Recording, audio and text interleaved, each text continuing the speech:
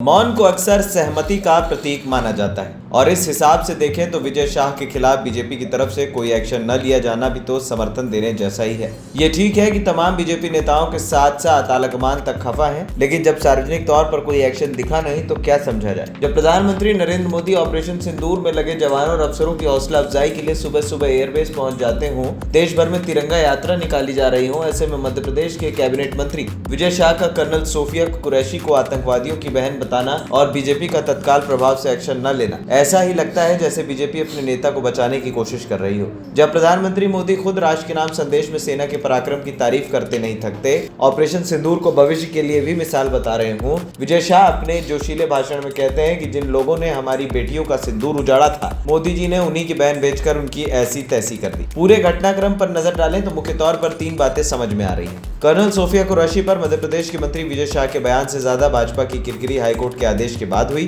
भाजपा का विजय शाह पर कार्रवाई न करना तब और भी चौंकाता है जब पाकिस्तान पर कार्रवाई की कमान खुद प्रधानमंत्री मोदी ने संभाल रखी है। ये तो ऐसा लगता है जैसे विजय शाह को न तो ऑपरेशन सिंदूर की अहमियत की परवाह है और न देश की। ऐसे में विजय शाह का बयान तो प्रधानमंत्री की भी बेइज्जती करता है। ये मामला तब और गंभीर हो जाता है जब हाईकोर्ट के आदेश पर एफआईआर हो जाने के बावजूद विजय शाह मंत्री पद से इस्तीफा देने को तैयार नहीं होते और मुख्यमंत्री मोहन यादव बर्खास्त करने के लिए राज्यपाल को सिफारिश नहीं भेजते। 2004 में हुगली केस में उमा भारती के खिलाफ भी कोर्ट का आदेश जारी हुआ था और उनको इस्तीफा देना पड़ा था। मध्य प्रदेश की पूर्व मुख्यमंत्री उमा भारती ने सोशल साइट एक्स पर लिखा है कि विजय शाह की मंत्री पद से बर्खास्तगी एवं एफआईआर दोनों कार्रवाई तुरंत होनी चाहिए क्योंकि उन्होंने पूरे देशवासियों को लज्जित किया है। वहीं विजय शाह के खिलाफ बीजेपी की तरफ से एक्शन न लिया जाना और हाईकोर्ट में महाधिवक्ता का मंत्री के बचाव में दलील देने को आखिर क्या समझा जाए। कर्नल सोफिया कुरैशी को भरी सभा में आतंकवादियों की बहन बताना, क्या ये विजय शाह का राजनीतिक बयान है? और ये सब वो यूं ही नहीं बोल रहे थे जैसे माफीनामे में कहा।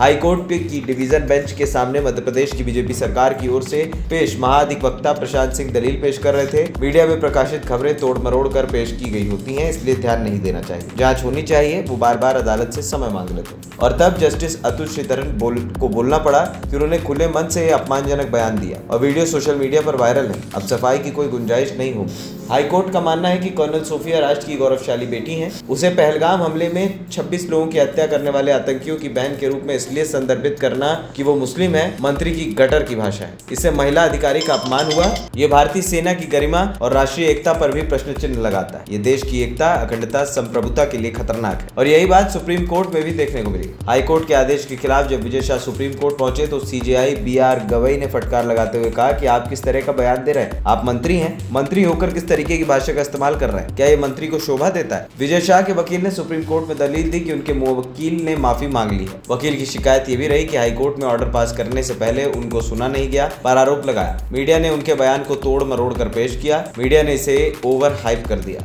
सरकारी वकील का हाईकोर्ट में मीडिया के बहाने गुमराह करने की कोशिश और बीजेपी आलाकमान की तरफ से एक्शन न लिया जाना, ये तो यही बता रहा है कि हर स्तर पर विजय शाह को बचाने की कोशिश हुई है। 11 मई को विजय शाह ने मऊ के रायकोंडा में कर्नल सोफिया कुरैशी का नाम लेकर टिप्पणी की थी। अगले दिन विजय शाह के बयान पर चौतरफा बवाल मचा रहा, लेकिन कोई कार्रवाई नहीं हुई। 13 मई को कैबिनेट की बैठक के बाद मुख्यमंत्री मोहन यादव ने विजय शाह को तलब किया, लेकिन तब भी कोई कार्रवाई नहीं हुई। कुछ देर बाद विजय शाह ने मीडिया के सामने आकर अपने बयान पर खेद जताया।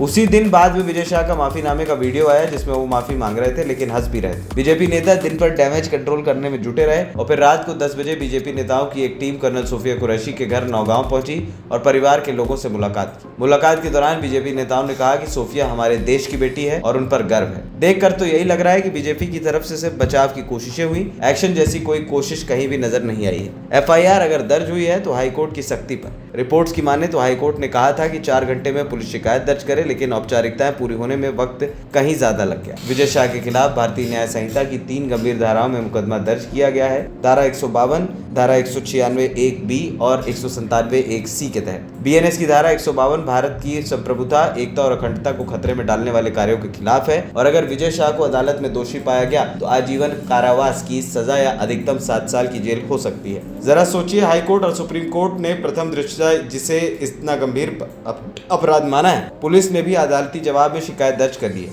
लेकिन मध्य प्रदेश सरकार और बीजेपी विजय शाह को अब भी संदेह का लाभ देना और दिलाना चाहती है। ANP टाइम्स की रिपोर्ट।